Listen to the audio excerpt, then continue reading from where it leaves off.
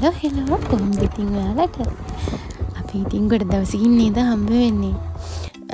අද අපි යන්නේ මහියංගනය මුතියංගනය කුඹල්වෙල හරහා නුවර එළියට.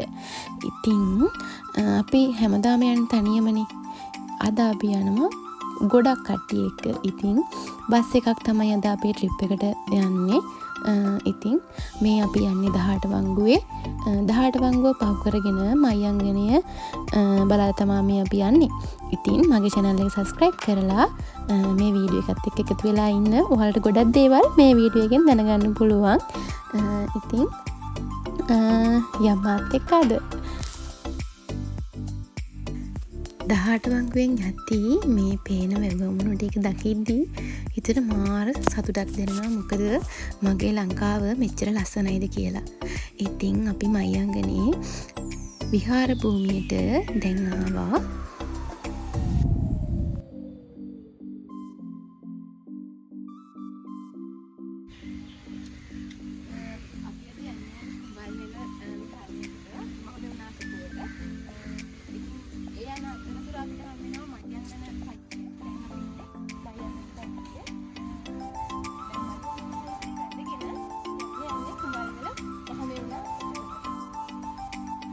ඉතින් මේ සුදුවට බැබලෙන්නේ මහියංගන චෛත්‍ය.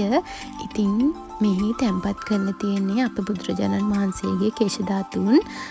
අප බුදුරජාණන් වහන්සේ ප්‍රථම වතාවට ලංකාවට වැඩම කරපු වෙලාවේ යක්ෂයන් දමනය කරන්න තමයි අපේ බුදුරජාණන් වහන්සේ ලංකාවට වැඩම කරේ. බුද්ධත්වයෙන් වසර 9කට පස්සේ තමයි අප මහා බුදුරජාණන් වහන්සේ ලංකාවට වැඩම කරේ.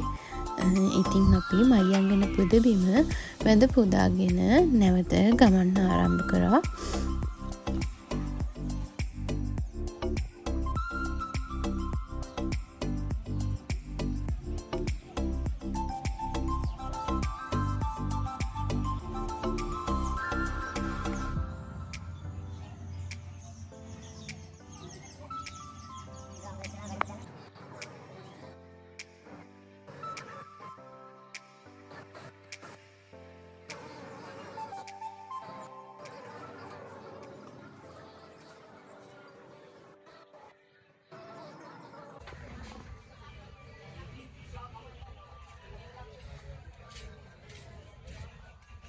අතනින් යන්න තුරට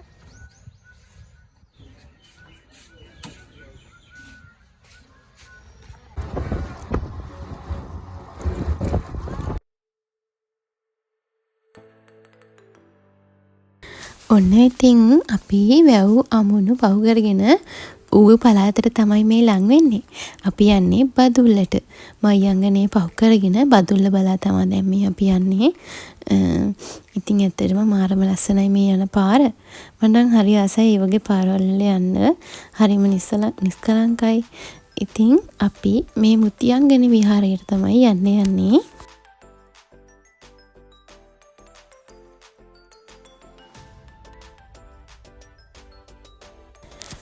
ඔන්න අපි ඉතින් මුතියංගන රජමහා විහාරයට ආවා. මේකත් මේ විහාරයත් බුදුන්ගේ පාද ස්පර්ශය ලැබපු විහාරයක්.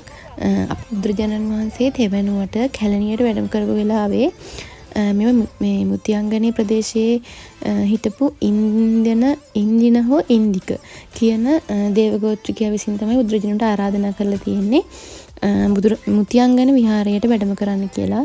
ඉතින් බුදුරජාණන් වහන්සේගේ කේශ ධාතු සහ බුදුරජාණන් වහන්සේගේ දහඩිය මුතු බවට පත් කරලා තමයි මෙම විහාරයේ පැන්පත් කරලා තියෙන්නේ.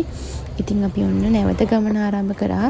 අපි දැන් යන්නේ ඇල්ල කුඹල්වෙල භාවනා අසපුවට. ඔන්න ඉතින් අපි ආවා එතෙන්ට.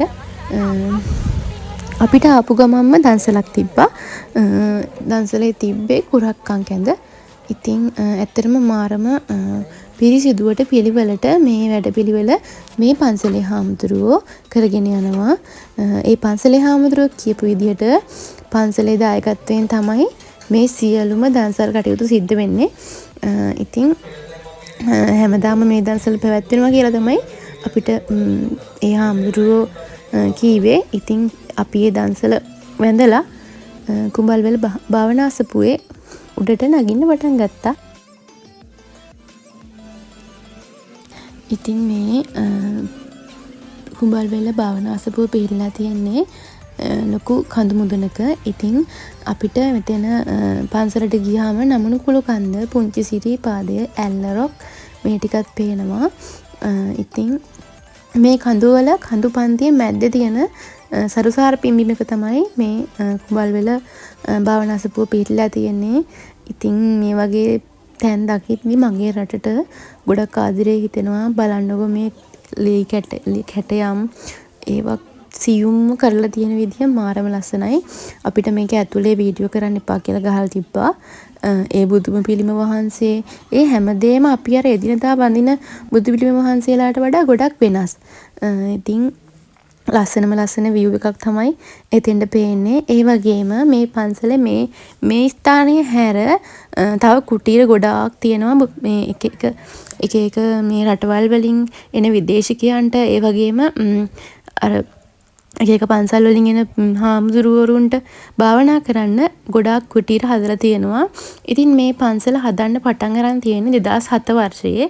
2007 වර්ෂයේ පටන් අරගෙන 2011 වර්ෂයේදී මේ සෑයේ වැඩ කටයුතු පටන් අරන් තියෙනවා. මේ වෙනකොට ගොඩාක් වැඩ ඉවර කරලා තියෙනවා. ඉතින් මේ කුඹල්වෙල අසපුවට තව කියනවා සත්බුදු සෑ පිම්බීම කියලා.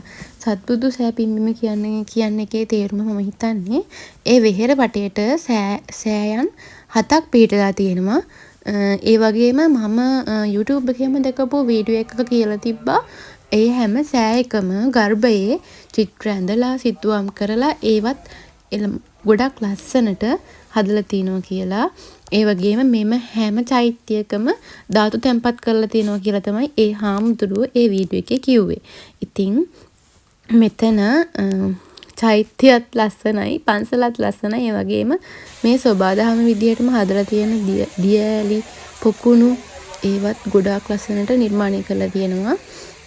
ඇත්තටම හිත සැනසෙනවා. ඒ වගේ ස්ථානයකට ගියාම ආය එන්න හිතෙන්නේ නැහැ. එච්චරකටම හිතට ලොකු සහනයක්.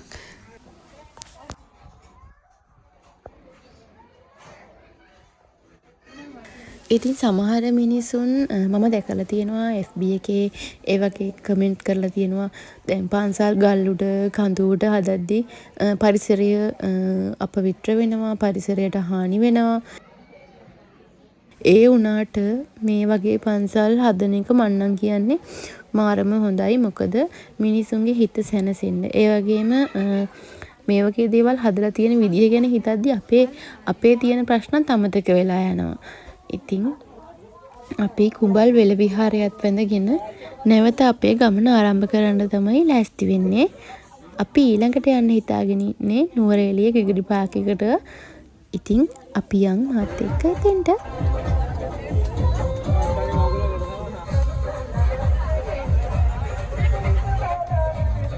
මේ ඉතින් මේ ඉන්නේ අපේ බස් එකේ ඩ්‍රයිවර් මාමා.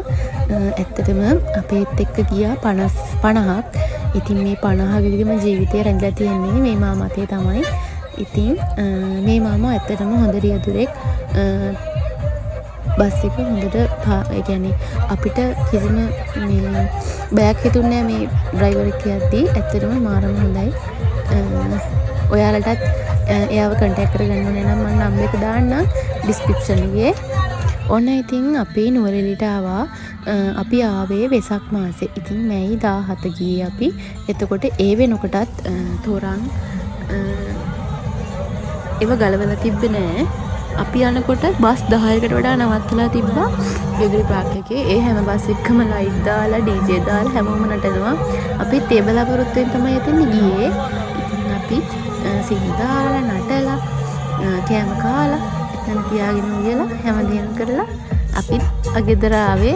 ඇත්තටම මාරම ලස්සනයි, මාරම හොඳ ට්‍රිප් එකක්. ඔයාලගේත් ගම්වල යනවා නේද මේ වගේ ට්‍රිප්?